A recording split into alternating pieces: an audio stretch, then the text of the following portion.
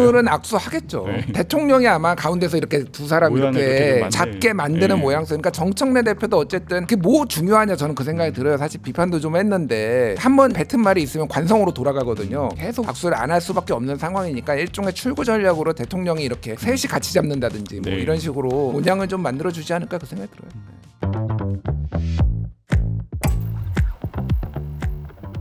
첫 번째 이슈는 이제 오늘 이 대통령과 여야 대표 간의 회동이 있습니다.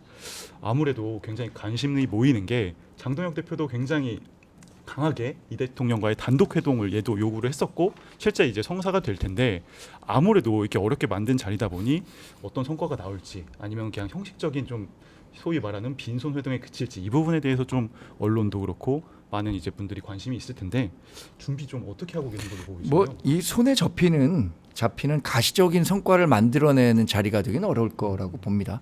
그러나 이번에 대통령과 장동혁 대표가 만나는 것 자체가 네. 두 사람에게는 좀 굉장히 플러스가 될 거라 생각합니다. 일단 첫 번째는 이재명 대통령은 나는 과거 윤석열 전 대통령과는 다르다라는 이미지를 국민께 확실히 심어줄 수 있을 것 같아요.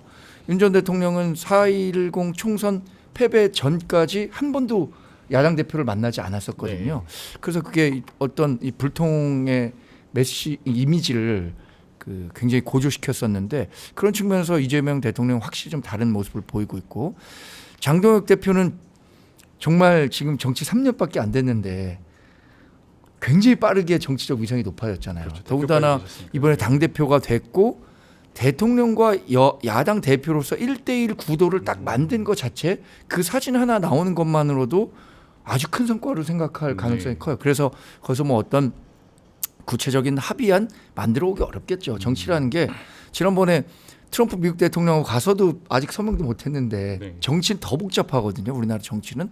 그래서 뭐를 이렇게 하겠다라는 선언 같은 것도 나오기 어려울 것 같아요. 네. 평론가님 어떻게 이번에 회동 전망하시나요? 뭐 일단 장동혁 대표가 대통령과 만나는 거는 굉장히 장동혁 대표 위상도 또 올라가고 좋은 네. 일이죠. 그거를 사실 문제 이 모임 자체가 모양은 조금 이상해요, 사실. 왜냐하면은 여야 대표들을 다 같이 만났다가 네. 그러면은 뭐 여당 대표는 정청래 대표는 그렇다고 치고 야당이 뭐 제일 야당이긴 하지만은 뭐 야당이 많잖아요. 그러니까 뭐 개혁신당도 있고 무슨 진보당도 있고 네. 그런데 장동혁 대표만 또 딱 따로 만나는 거가 모양이 좀 사실 이상한데 그 정도로 어떻게 보면은 존중했다 대통령이 네. 뭐 이렇게 보면 될 것 같아서 대통령 말씀하신 대로 대통령은 이제 소통하는 이미지를 가져가려는 것 같고 장동혁 대표도 이제 내 위 독대를 한 네. 이제 그런 야당 지도자다. 뭐 역대 모든 야당 지도자들이 다 계속 얘기했어요. 둘이서 보자. 그게 옛날에 자유한국당 네. 홍준표 대표도 맨날 둘이서 보자 이렇게 얘기해서 둘이 본 적도 있고 그렇습니까? 야당 대표가 원하는 모양새고 근데 말씀하신 대로 지금 얘기가 나올 아젠다들이 네. 대통령이 직접적으로 뭔가를 할 수 있는 것들이 있을까? 그러니까 뭐 몇 개는 있겠죠. 근데 네. 뭐 얘기 나오는 게 특검 수사 얘기가 되고 네. 그럼 대통령은 그건 특검이 알아서 할 일입니다. 여야 이제 당의 그러니까 그 국회에서의 어떤 뭐 법안 처리 네. 그거는 이제 당이 알아서 할 일입니다. 뭐 이렇게 나올 가능성이 매우 네. 높잖아요. 그러니까 그 외에 뭐 몇 가지가 이제 정부가 행정부가 하는 일이 있겠지만은 생각보다 뭔가 합의를 보기에는 상당히 어려운 것 같아요. 네. 지금 상황에서.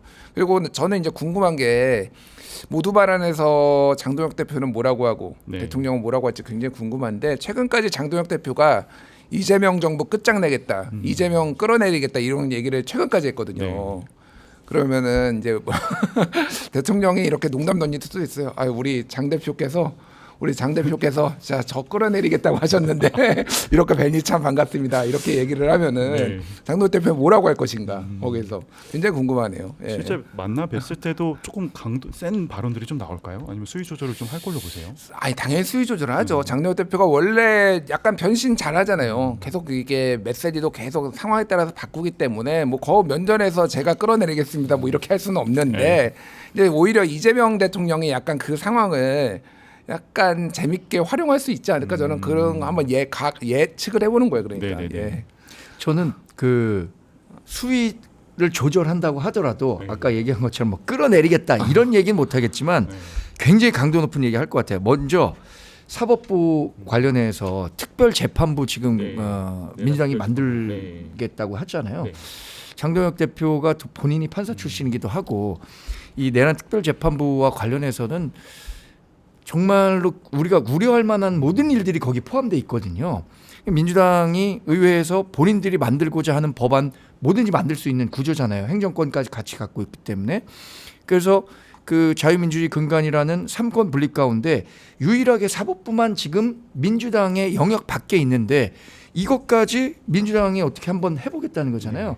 이런 것과 관련해서는 굉장히 큰 아주 강도 높은 메시지 나올 것 같고 특검이 이렇게 뭐 우리 당에 대해서 공세하고 있는 거 또 검찰 개혁과 관련한 법안들 지금 일방적으로 통과시키겠다고 하는데 이런 것과 관련해서는 대통령이 민주당이든 뭐 행정부든 브레이크 좀 걸어달라 이런 정도의 메시지는 내지 않을 수가 없을 것 같아요. 네. 특히 저는 이 내란 특별재판부 관련해서는 이런 얘기합니다. 중동에서 낙타가 사막 안에 들어가는 방법이라고 있어요. 한 발을 일단 한 발을 들이밀어요. 네. 그다음에 또 두 번째 발을 들이밀고 그다음에 머리 들이밀고 하다 보면 사람이 밖으로 나가고 낙타가 안으로 들어가게 된다 하는데 내란 특별 재판부라는 이 예외 사항을 한번 만드는 순간 그 다음 예외가 안 나오란 법이었거든요. 그래서 이런 그 사법부 독립과 관련한 내용들은 아주 강도 높은 메시지를 대통령에게 전달할 가능성이 크다고 봅니다. 대통령 입장에서도 사실 뭔가 확답을 주기는 굉장히 정치적 부담이 있을 텐데 근데 이 대통령이 사실 굉장히 초반부터 협치를 좀 강조해 왔단 말이에요. 또 어느 정도는 뭔가 좀 시그널을 줘야 되지 않을까 싶은데 어떤 식의 좀 그래도 양보 내지는 좀 메시지가 좀 가능할 걸로 보시나요? 그러니까 야당에서는 이제 당정이 한 몸으로 같이 움직이는 거 아니냐 이렇게 당의 생각을 하고 당의 요구를 하는데 실제 지금 민주당 돌아가는 상황은 당정이 필요에 의해서 같이 가는 것도 있지만은 예를 들면 검찰 개혁, 뭐 이거 내란 특별재판부 이거가 정말 그럼 대통령의 뜻인가? 네. 그거는 저는 아닌 것 같아요. 얘기를 들어봐도 약간 그 대통령실 쪽에서는 좀 표현이 그런데 부글부글도 있어요. 약간 이게 너무 세게 나가서 국정 운영에 부담이 된다라는 얘기가 좀 나와요. 그 정도로 실제 잘 이렇게 컨트롤이 되는 문제가 아니에요. 그래서 이게 윤석열 대통령이 당무 개입하듯이 이렇게 할 수 있는 문제가 아닌 거예요. 그러니까 이건 결국은 국회에서 또 풀어야 되는 문제인데 쉽지 않죠. 그럼 정청래 대표는 이제 사람이 아니면 악수도 안 한다고 하고 있고 뭐 이런 상황이라서 여기에서는 또 여기에서도 역할을 야당이 해야 되는 그런 상황인 것 같아요. 예. 악수 얘기하셨는데 그래도 오늘은 악수 하시지 않을까요? 오늘도 안 할까요? 오늘은 악수하겠죠. 대통령이 아마 가운데서 이렇게 두 사람 모양을 그렇게 이렇게 좀 만들지 않을까 이렇게 좀 싶은데. 작게 만드는 모양새. 그러니까 정청래 대표도 어쨌든 그게 뭐 중요하냐 저는 그 생각이 들어요. 사실 비판도 좀 했는데.